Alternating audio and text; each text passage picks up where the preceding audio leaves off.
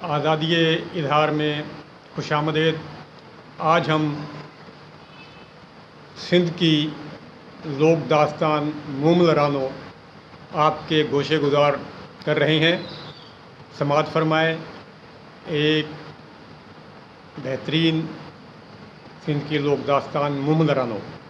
مومل گوجر قوم کے حکمران راجہ نند کی بیٹی تھی۔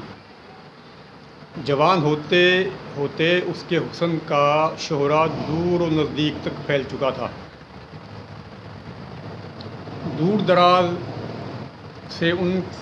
دراز سے راجے مہاراجوں کے پیغامات آنا شروع ہو گئے تھے شادی کے لیے، اور کسی کو ناراض کرنا بھی مناسب نہیں تھا۔ لہذا شہزادی مومل نے ایک خطرناک پہاڑی چوٹی پر اپنا ایک پراسرار محل بنوایا۔ ایک پہاڑ کی چوٹی پر پراسرار محل بنوایا۔ محل کے دروازے کے دونوں طرف 2 شیر کھڑے کیے گئے، 2 شیر مصنوعی کھڑے کیے گئے، جو کہ بڑی مہارت اور شعبدہ آبادی سے تیار کیے گئے تھے، اور ان کے آگے ایک بہت بڑا دریا موجیں مار رہا تھا۔ بہت بڑا دریا موجیں مار رہا تھا۔ یہ سب حقیقت نہیں تھی، لیکن دیکھنے والوں کو حقیقت کا گمان ہوتا تھا۔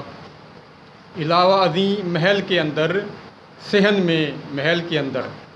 میں 7 انتہائی دیدہ زیب اور نفیس پلنگ بہترین چادروں سمیت بچھے ہوئے تھے،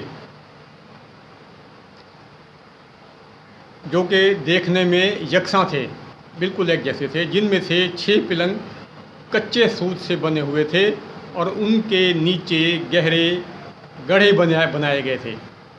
ان جو پلنگ تھے ان کے نیچے گہرے گڑھے بنا کر ان پہ پلنگ بچھائے گئے تھے، اور وہ کچے سوت سے بنائے گئے تھے۔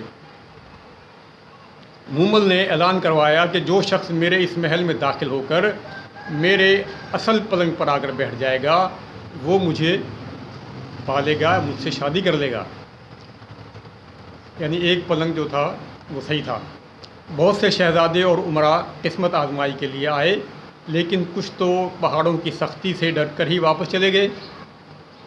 کچھ دریا کی موجیں اور شیروں کو دیکھ کر بھاگ گئے، اور چند ایک محل کے اندر پہنچ کر کچے سوت کے پلنگوں پر بیٹھ کر گڑھوں میں جا گرے اور ناکام رہے۔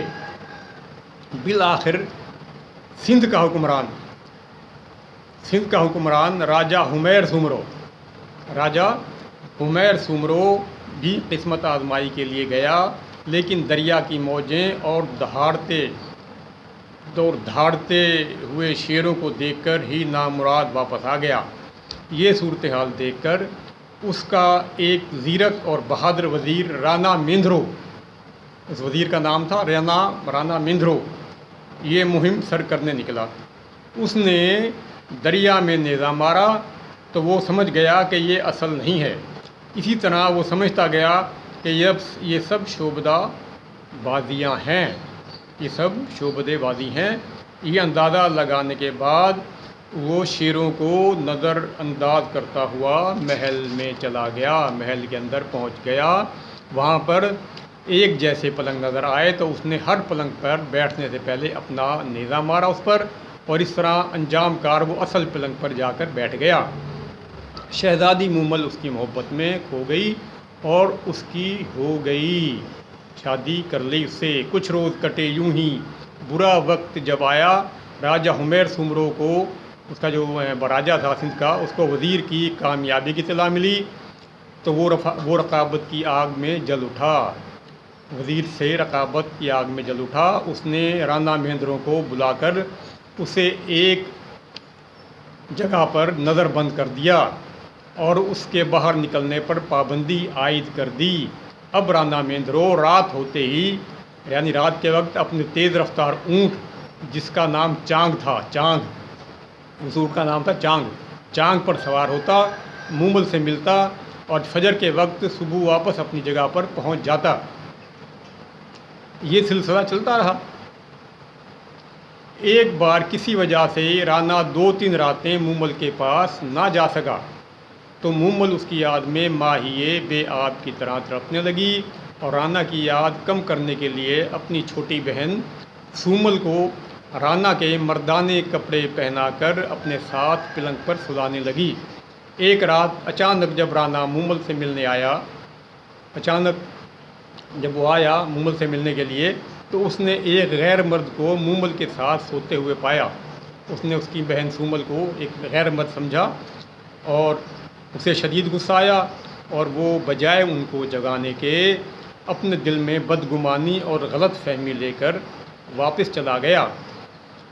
کچھ عرصہ بعد جب مومل کو اس معاملے کی اطلاع ہوئی تو وہ اپنے کاک محل سے نکل کر، وہ محل جس میں وہ رہتی تھی اسے کہا جاتا تھا کاک محل، اس کا نام دیا تھا کاک محل، کاک محل سے نکل کر وزیر مہندرو کے پاس گئی، رانا مہندرو کے پاس گئی، اسے ساری صورتحال سمجھانے کی کوشش کی، لیکن بدگمانی نے جڑ پکڑ لی تھی، بدگمانی اپنی جڑیں پکڑ چکی تھی اور وہ سازش کا شکار ہو چکا تھا۔ اس نے مومل کی ہر بات کو جھٹلا دیا۔ دل برداشتہ ہو کر مومل نے رانا کے محل کے سامنے بہت بڑا آگ کا الاؤ جلا کر اس محل کے سامنے، رانا مہندرو کے محل کے سامنے، وزیر مہندرو جو تھا اس کے محل کے سامنے آگ کا بہت بڑا الاؤ جلایا اور اپنے آپ کو بھی اس الاؤ میں جھونک دیا، اپنے آپ کو اس الاؤ میں جلا ڈالا۔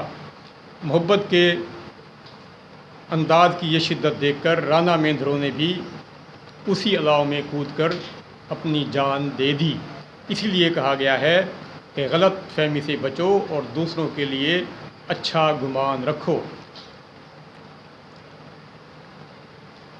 یہ